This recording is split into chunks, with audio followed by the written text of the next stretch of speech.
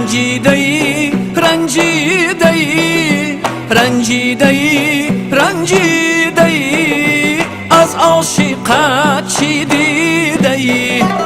از عاشقت چی دیده‌ای رنجیدم رنجیدم رنجیدم رنجیدم مهری تو رو سنجیدم مهری تو رو سنجیدم گل غنچه‌ای خندیده‌ای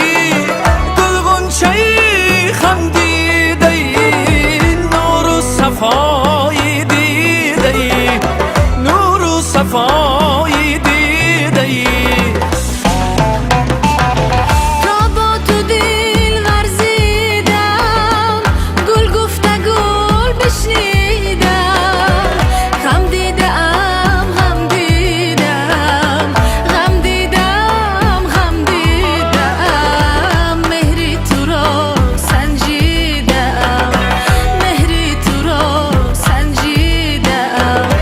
رنجیده‌ای رنجیده‌ای رنجیده‌ای رنجیده‌ای از عاشقت چی دیده‌ای از عاشقت چی دیده‌ای رنجیدم رنجیدم رنجیدم رنجیدم مهری تو رو سنجیدم مهری تو رو سنجیدم دلی دیوانه دارم با گل پروانه دارم ز عشقت کشتمه شد با خون کشتمه شد با بویت زندمه شد گر یاری منی بیا به من یاری کن های های الله بارانی بلند تو گریه بوزاری کن های های الله بارانی بلند در سرشک ما میفروشن های های الله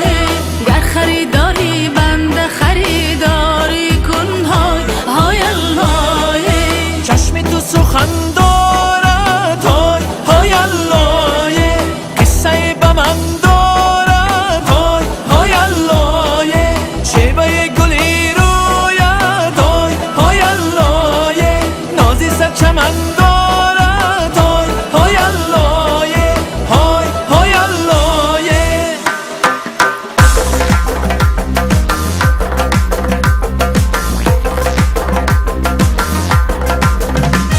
ای کفتر چولی تو مگر خانه نداری ای کفتر چولی تو مگر خانه نداری ای زلف پریشان تو مگر شانه نداری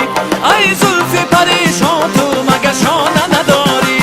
یار آمد و من طاقت دیدار ندارم یار آمد و من طاقت دیدار ندارم از خود گله دارم و از یار ندارم از خود گله دارم و از یار ندارم ای کفتر چولی تو مگر خانه نداری ای کفتر چولی تو مگر خانه نداری